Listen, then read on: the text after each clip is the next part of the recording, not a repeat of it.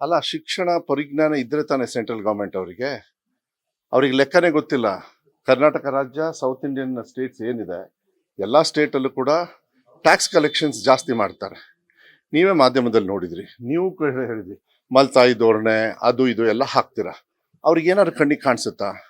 ಇಲ್ಲಿರ್ತಕ್ಕಂಥ BJP ನಾಯಕರು, ಸಂಸದರು ಯಾರ್ಯಾರಿದ್ದಾರೆ, ಅವ್ರು ಇಲ್ಲಿರ್ತಕ್ಕಂಥ ಒಳ ಜಗಳದ ಬಗ್ಗೆ ಮಾತಾಡ್ತಾರೆ ಹೊರತು ಕೇಂದ್ರದಲ್ಲಿ ಹೋಗಿ ನಮ್ಮ ಪಾಲು ಏನಿದೆ, ನಮ್ಮ ರಾಜ್ಯದ ಜನರು ಬೆವರು ಸುರಿಸಿ ಏನ್ ಟ್ಯಾಕ್ಸ್ ಕಟ್ತಾರೆ, ನಿಮ್ಮ ಜೀವನ ನಡೀತದೆ, ಗ್ಯಾರಂಟಿಗಳು ನಾವೇನು ಕೊಡ್ತಾ ಇದ್ದೀವಿ ಅದೆಲ್ಲ ಆಗಬೇಕಂತ ಹೇಳಿದ್ರೆ ಟ್ಯಾಕ್ಸ್ ಕಲೆಕ್ಷನ್ಸ್ ಅಲ್ಲಿ ಸಮಪಾಲನ ಕೊಡಬೇಕಾಗ್ತದೆ. ಅದು ಅವರ ಕರ್ತವ್ಯ. ಅದನ್ನ ಅವ್ರು ಮಾಡ್ತಾ ಇಲ್ಲ.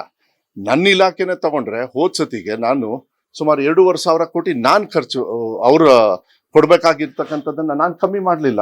ಕೊಟ್ಟೆ. ನಾನು SSK ಅಲ್ಲಿ SSA ಸರ್ವ ಶಿಕ್ಷಣ ಅಭಿಯಾನದಲ್ಲಿ ಪರ್ ಹೆಡ್ ಚಿಲ್ಡ್ರನ್ಸ್ 6,000, ಕೆಲವರಿಗೆ 7,000 ಒಂದೊಂದು ಸ್ಟೇಟ್ ಅಲ್ಲಿ ಕೊಡ್ತಾರೆ. ಒಂದು ಮಗುಗೆ ಸೆಂಟ್ರಲ್ ಗವರ್ಮೆಂಟ್ ಇಂದ 6,000ದಿಂದ 7,000 ರೂಪಾಯಿ ಖರ್ಚು ಮಾಡ್ತಾರೆ.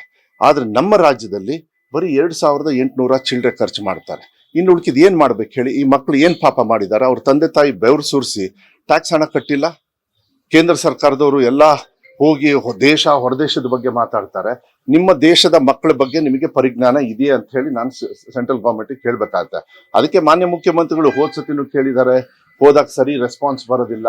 ಅನಿವಾರ್ಯವಾಗಿ ನಾವೇನು ಡ್ರೌಟ್ ಸಿಚುವೇಶನ್, ಬರಗಾಲದ ಸಂದರ್ಭದಲ್ಲಿ ಅನಿವಾರ್ಯವಾಗಿ ಹೋಗಿ ಡೆಲ್ಲಿಗೆ ಹೋಗಿ ನಾವೆಲ್ಲರೂ ಕೂಡ ಸ್ಟ್ರೈಕ್ ಮಾಡಿದ್ಮೇಲೆ ಸುಪ್ರೀಂ ಕೋರ್ಟ್ ಅದನ್ನ ತಗೊಂಡು, ಆ ಗಮನವನ್ನ ತಗೊಂಡು ಸುಪ್ರೀಂ ಕೋರ್ಟ್ ಡೈರೆಕ್ಷನ್ ಕೊಡ್ತು. ಈ ತರ ಹೋಗ್ಬೇಕಾಗತ್ತಾ?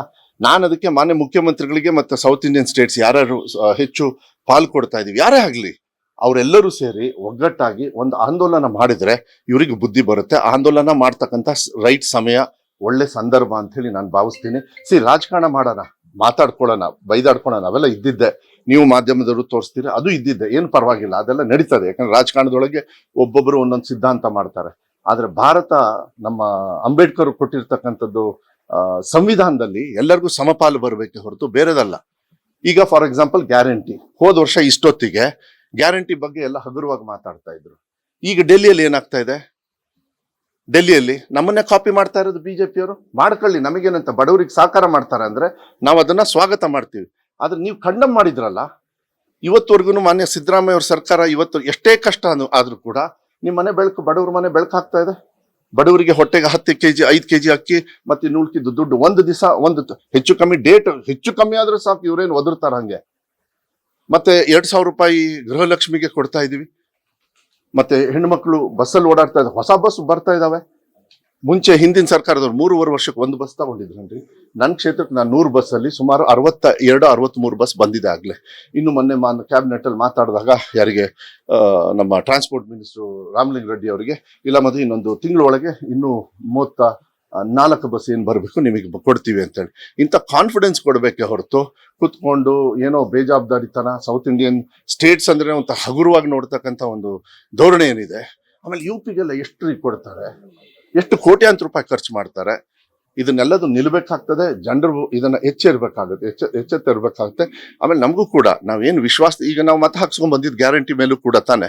ಹಾಗಾದ್ರೆ ಗ್ಯಾರಂಟಿ ನಾವು ಬಿಡ್ಬೇಕಾ? ನಮಗೆ ಹೊರ ಇದೆ ಅಂತ ಹೇಳಿ? ಇಲ್ಲ, ನಮ್ಮ ಮಾನ್ಯ ಸಿದ್ದರಾಮಯ್ಯ ಅವ್ರು ಹಂಗೆ ಮಾಡಿಲ್ಲ.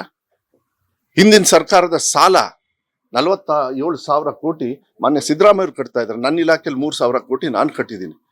ನನ್ನ ಇಲಾಖೆಯಲ್ಲಿ ಸಿದ್ದರಾಮಯ್ಯ ಅವ್ರು ಕಟ್ಟಿದ್ದಾರೆ.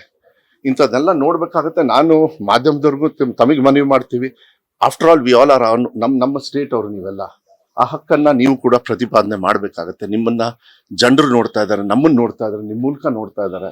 ನಮ್ಮ ಪಾಲು ಏನಿದೆ ಅದನ್ನ ತಿಳುವಳಿಕೆ ಕೊಟ್ಟು ಮಾಡ್ತಕ್ಕಂಥದ್ದು. ಬರೀ ಬೈಯೋದು ಇದೆಲ್ಲ ಮಾಡಿ ಏನು ಉಪಯೋಗ ಇಲ್ಲ. ನಮ್ಮ ಪಾಲು ಏನಿದೆ ಅದ್ರಲ್ಲಿ ಹೆಚ್ಚು ಕಮ್ಮಿ ಆಗ್ಲಿ. ಯಾಕೆಂದ್ರೆ ಬಡತನ ಅಲ್ಲೂ ಇರ್ಬೋದು, ನಾನು ಇಲ್ಲ ಅಂತ ಹೇಳಲ್ಲ. ಬಟ್ ಈ ತರ ಧೋರಣೆ ಮಾಡ್ತಕ್ಕಂಥದ್ದನ್ನ ನಾವು ಖಂಡನೆ ಮಾಡ್ತೀವಿ. ನಾವೇನು ಅಪೇಕ್ಷೆ ಇಟ್ಟಿಲ್ಲ, ಅಪೇಕ್ಷೆ ಇಲ್ಲ, ಅವ್ರು ಕೊಡೋದು ಇಲ್ಲ. ಆದ್ರೆ BJP ಅವ್ರು ಮಾತ್ರ ನಾಳೆ ಬೆಳಗ್ಗೆ ಸ್ಟೇಟ್ಮೆಂಟ್ ನೋಡ್ರಿ, ಅಯ್ಯೋ ಇಡೀ ರಾಜ್ಯದಲ್ಲಿ ಕರ್ನಾಟಕಕ್ಕೆ ಏನು ತುಂಬಾ ಹರಿತಾ ಇದೆ ಅಂತ ಹೇಳಿ ಅದನ್ನ ಹೇಳ್ತಾರೆ.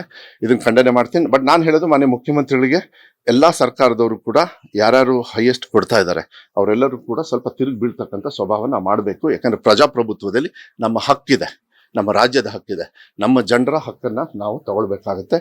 ಆದ್ರೂ ಕೂಡ ನೀವು ಮಾಧ್ಯಮದವ್ರು ಕೇಳೋದ್ರಿಂದ ಕೈ ಮುಗಿದು ಕೇಳ್ಕೊಳ್ತೀವಿ, ನಮಗೆ ಪಾಲು ಬರಬೇಕು, ನಮಗೆ ಅವಶ್ಯಕತೆ ಇರತಕ್ಕಂಥ ಕಾರ್ಯಕ್ರಮಗಳಿಗೆ ನೀವು ಏನು ಕೊಡಬೇಕು. ಕೇಂದ್ರ ಸರ್ಕಾರದವರು ನೀವು ದಯವಿಟ್ಟು ಯಾವುದೇ ಥರದ ಮಲತಾಯಿ ಧೋರಣೆ ಮಾಡದೆ ದಯವಿಟ್ಟು ನಮ್ಮ ರಾಜ್ಯದ ಜನರಿಗೆ ಬರ್ತಕ್ಕಂಥ ಪಾಲನ್ನ ಕೊಡಿ ಅಂತ ಹೇಳಿ ಕೇಳ್ಕೊಳ್ತೇವೆ. ನಿರೀಕ್ಷೆ ಇಲ್ಲ ಸರ್ ಹಂಗಾದ್ರೆ. ಸಿದ್ದರಾಮಯ್ಯ ಅವರೇ ಹೇಳಿದ್ದಾರೆ ಸಾಹೇಬ್ರು, ಇನ್ನು ನಾನು ಹೇಳ್ಬೇಕಾದನ್ನ ಈಗ 2 ವರ್ಷದಿಂದ ನಾವೇ ನೋಡ್ತಾ ಇದೀವಿ, ನನ್ನ ಇಲಾಖೆಯಲ್ಲಿ ನಾನೇ ಅನುಭವಿಸ್ತಾ ಇದ್ದೀನಿ. ಬಟ್ ನಾನು ಏನಕ್ಕೂ ಕಮ್ಮಿ ಮಾಡಿಲ್ಲಲ್ಲ, ಮಕ್ಳಿಗೇನು ಕಮ್ಮಿ ಮಾಡಿಲ್ಲ. ಅದಕ್ಕೆ ನಾವು ನೋಡಿ ಔಟ್ಸೋರ್ಸ್ ಯಾಕೆ ಕೊಡ್ತಾ ಇದ್ದಾರೆ, ನಮ್ಮ ಸಿದ್ದರಾಮಯ್ಯ ಸರ್ಕಾರದಲ್ಲಿ ವ್ಯವಸ್ಥೆ ಚೆನ್ನಾಗಿದೆ, ಅಡ್ಮಿನಿಸ್ಟ್ರೇಷನ್ ಚೆನ್ನಾಗಿದೆ. ಅದಕ್ಕೆ ಅಜೀಂ ಪ್ರೇಮ್ಜಿ ಅಂತವರು, ಈಗ ADB ಅವರು 2,000 ಕೋಟಿ ಕೊಟ್ರಿ ನನಗೆ ಎಜುಕೇಶನ್ ಡಿಪಾರ್ಟ್ಮೆಂಟ್ಗೆ. ಆಫ್ಟರ್ ಲಾಂಗ್ ಇಯರ್ಸ್ ನನಗೆ ಗೊತ್ತಿರೋ ಪ್ರಕಾರ ಎಜುಕೇಶನ್ ಡಿಪಾರ್ಟ್ಮೆಂಟ್ಗೆ ADB ಬ್ಯಾಂಕಿಂದ ಕೊಟ್ಟೇ ಇರಲಿಲ್ಲ. 2,000 ಕೋಟಿ ಅಂದ್ರೆ ಈ ವಿಶ್ವಾಸದ ಮೇಲೆ ಕೊಟ್ಟಿದ್ದಾರೆ, ಕೇಂದ್ರದವ್ರು ಕೊಡ್ಲಿಲ್ಲ ಅಂದ್ರೆ ನಾವು ತೀರಿಸ್ಬೇಕಾಗತ್ತೆ, ಅದು ಬೇರೆ. ಬಟ್ ಅಟ್ಲೀಸ್ಟ್ ಆ ವಿಶ್ವಾಸ ಇಟ್ಕೊಂಡಿದಾರಲ್ಲ. ಹುಸಿ ಅಂತೂ ಇದೆ, ಬಟ್ ಕಾನ್ಫಿಡೆನ್ಸ್ ಇಡೋದು ಮನುಷ್ಯದ ಸ್ವಭಾವ ಅಲ್ವಾ. ನಾವೆಲ್ಲರೂ ನಮ್ಮ ಇಲಾಖೆಗೆ ನಾವು ಮಾಡ್ಬೇಕಾಗತ್ತೆ, ನೋಡೋಣ. ಅದನ್ನೇ ಹೇಳೋದು, ಮಾಡಬೇಕು, ನಮ್ಮ ಹಕ್ಕಲ್ವಾ. ಮಹಾತ್ಮ ಗಾಂಧಿಯವರು ಹಂಗೆ ಸಿಗ್ಲಿಲ್ಲ, ನಮಗೆ ಫ್ರೀಡಮ್ ಕೊಟ್ಟಿರೋದು ಹಂಗೆ ಸಿಗ್ಲಿಲ್ಲ ಹೋರಾಟದ ಮೂಲಕ. ನಮ್ಮ ರಾಜ್ಯದ ಜನರಿಗೆ ಏನು ಉತ್ತರ ಕೊಡ್ಬೇಕು, ಅವ್ರು ಬೆವರು ಸುರಿಸಿ ಟ್ಯಾಕ್ಸ್ ಕಟ್ಟಿರ್ತಾರಲ್ಲ, ಆ ಜವಾಬ್ದಾರಿ ನಾವು ತಗೊಳ್ಬೇಕಾಗತ್ತೆ. ಈಗಾದ್ರೂ ಕೇಂದ್ರ ಸರ್ಕಾರದವರು ಸ್ವಲ್ಪ ಬುದ್ಧಿಯನ್ನ ತಗೊಂಡು ಎಲ್ಲರಿಗೂ ವ್ಯವಸ್ಥಿತವಾಗಿ ಕೊಡ್ತಕ್ಕಂಥ, ಯಾಕಂದ್ರೆ ಭಾರತೀಯರ ಸ್ವೆಟ್ ಒಂದೇ, ಎಲ್ಲರೂ ಬೆವರೇ ಸುರಿಸೋದು. ರಾಜ್ಯದಿಂದ 3 ಸಚಿವರು ಇದ್ದಾರೆ, ಕುಮಾರಸ್ವಾಮಿ ಅವರು ಇದೆಲ್ಲ ಇದೆ. ಹೀಗಾಗಿ ಅವರಿಂದನೂ ಕೂಡ ನಿರೀಕ್ಷೆ ಮಾಡಬಹುದು. 100% ಇಲ್ಲ, ಬಟ್ ಕೊಡಿ ಅಂತ ಹೇಳಿ ಕೇಳೋದು ನಮ್ಮ ಕರ್ತವ್ಯ, ನಾವು ಕೇಳ್ತೀವಿ. ಯಾಕಂದ್ರೆ ನಮ್ಮ ರಾಜ್ಯದವರಾಗಿ ಅಲ್ಲಿಗೆ ಹೋಗಿರೋದ್ರಿಂದ ಖುಷಿ ಇದೆ, ಅವ್ರ ತಂದೆ ತರ್ತಾರೆ ಅಂತ ಹೇಳಿ ವಿಶ್ವಾಸ ಇದೆ. ಬಟ್ ಗ್ಯಾರಂಟಿ ಅದು ನಡೀತದೆ ಅನ್ನೋದು ನನಗೆ ಒಂದು ಡೌಟ್.